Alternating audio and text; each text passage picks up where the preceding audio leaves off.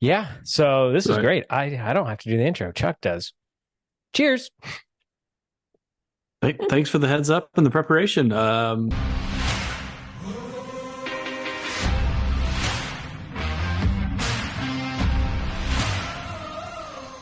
So here we are. Sometimes when you travel the world, it works out in your favor. And so if you have the chance, I recommend you traveling to Japan because it is like the long lost bourbon honey hole. Yeah. Literally, it's like what the US used to be probably 10 years ago with the stories that your elderly tell you about bourbon just sitting on shelves. And that's Japan. So I had the fortune to go to Japan for work in July and picked up a Evan Williams 12 year for less than $50. Nice. So that's what we're going to review tonight. This is a bottle that goes at the distillery for 200. 200, 250, somewhere right around there. And So it's not always out. It's like very hit or miss. So, and it's so the only at the Evan Williams experience, not Heaven Hill general. Like there's a gazillion caveats. yeah. So I think that's going to play into our final review. So stay tuned as far as like, is it worth $50 or is it worth $200? Um, but first, we're going to certainly taste it, review it, give you our tasting notes. So let's get into this, TJ. I don't know if there's really any. I mean, we're fans of Evan Williams products, particularly the bottle and the bond at less than $30. Has always been one of our favorite budget bourbons, particularly under that $30 category, maybe under $25 category. It's a heavy hitter in that lineup. So if you age that product 12 years, like come on, Right. 12 I year mean, Kentucky bourbon. is Evan Williams bottled and bond even in Japan? Like, why would you ever do that instead of just buying the 12 here? I'm just You saying. just you would just buy this if you're in Yeah. Japan. I'm just talking for those of us less fortunate that live in the Yeah. U.S. Yeah. This is coming in at 101 proof. So Which is, in that sweet spot, 100, 108. I feel like that's a beautiful range for proofs. Whew. That nose just screams oak, which is probably why Chuck was like, this is amazing. this is amazing. Yeah, but there's a sweetness character there. So it's a fruit. It's not a Buffalo Trace cherry, but definitely some cherry notes. Yeah. And it's a like damp aged oak. It's not one of those toasted It's new oaks or mm, anything. Like you smell this and you know it's got some age on it.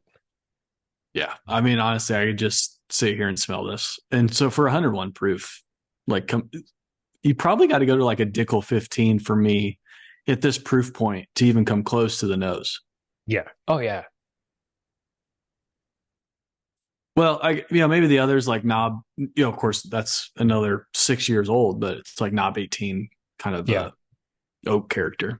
Yeah, I was gonna say this is all those notes on a ultra aged Dickel 15 that you love, and none of the None of the, minerality or yeah, Dickel notes that you sometimes get.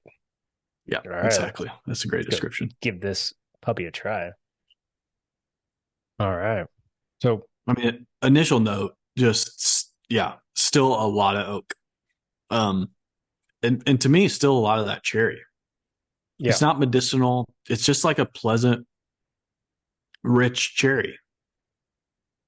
So I'm gonna give it the same critique I gave you, the Patreon, when I tried the Maker's Mark Cellar Age the first time, which is it is very watery and delicate. And so if you're going in expecting what normal bourbons are of today with like in your face flavors and really like ultra spicy things like that, it's not any of those things.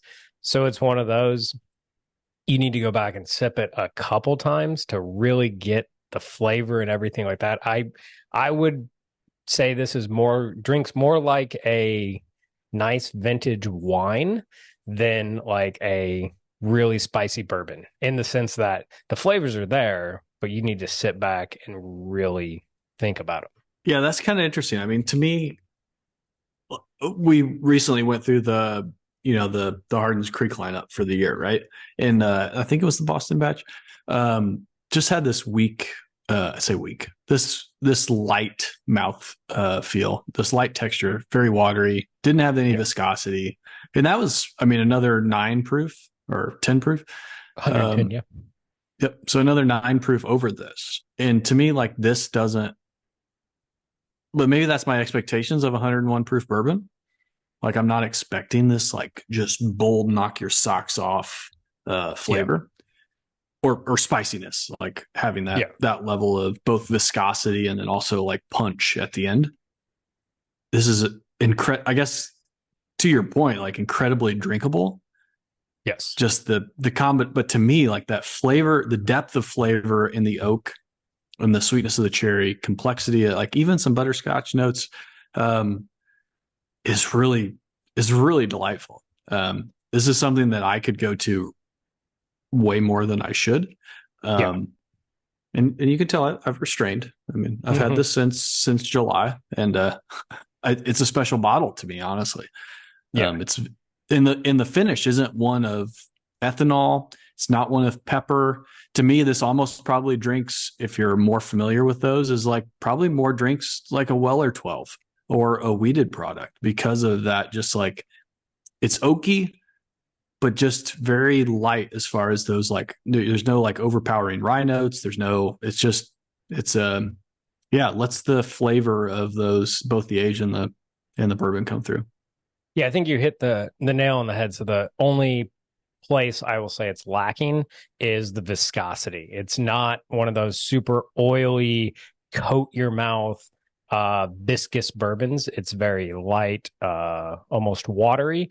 But then, like on this third sip, those peppery, spicy finish notes come in, and it just lingers a little bit on the jawline, and it does give you the Kentucky hug. Uh, I would almost say it's a not flavor profile, but where I would view it is like a watered down Elijah Craig or a watered down Booker's. Uh, so taking one of those and bringing it down to the 101 proof point. Um, but yeah, it is one that if this was on the shelf in United States for, I'd go $80. It would be like an everyday, like you could just buy this and you would never need another bottle of bourbon. Like if I lived in Japan, I would just be buying that by the case. Like, let's go. We're good. I don't need anything else. Yeah, I think I'm with you. Like this would be you'd have 5 bottles deep, and this would be your everything pour, whatever you Yeah. want. This is it. Because at $50, that's just nuts. But what do you say Yeah. at 200? I don't want it at 200 to be honest. I mean, so it's one of those. If you look at it as what it is, which is I go to Kentucky, I do the Evan Williams experience. I want something super special I can't get anywhere else, which is I'm sure why they have it priced the way they do. So locals just don't go in there and buy it up all the time.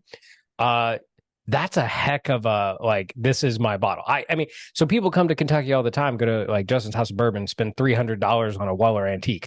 I would rather spend $200 and get this bottle. Like you're going to be way happier and you got something way more unique and rare and everything like that. So in that sense, I think it's a good buy for like a tourist. Me living in Louisville, am I ever going to go over there and buy this for $200? No.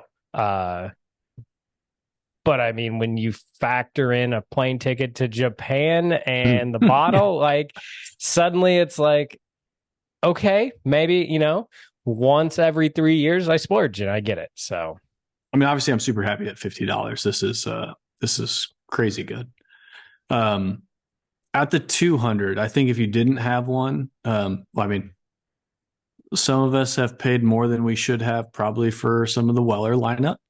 Um, this guy included, whether it was a 107 store pick or a full proof. Both of those kind of in the similar price range, really. And so in the similar price range of 200 range. yeah, So it's like if you didn't have one on the shelf and you had the opportunity, like you said, you were at the experience to buy something like this, probably would have done it. Um, if that's not your wheelhouse, just as far as the collection and where you are in the bourbon game, like it's okay to pass. Yep. Um, I just bought a Knob Creek 18, another Knob Creek 18 yesterday for, I should say, I'm going to give a shout out to my wife because she bought it at Benny's for 190. And like, I would take the Knob 18 over this. And so it's like some of what can you get? But we know just because you want something doesn't mean you can always get it. You can't walk into the store and buy Knob 18. Right. Just happen to get fortunate on that. So if you have the opportunity to buy the Knob or the Evan Williams 12, like at 200 and you're okay spending that money and that's where your collection is, like you're going to very much enjoy this pour. Yes, absolutely. At $50, it's a crazy good buy. At 200, it's a special buy, but Yeah. you still will not be disappointed. This is fantastic. Yes. Fantastic. Again, the only problem with this bottle is it's so drinkable. Like you got to go hide that thing because next thing you know, you just go, oh, I'm gonna pour a little bit more.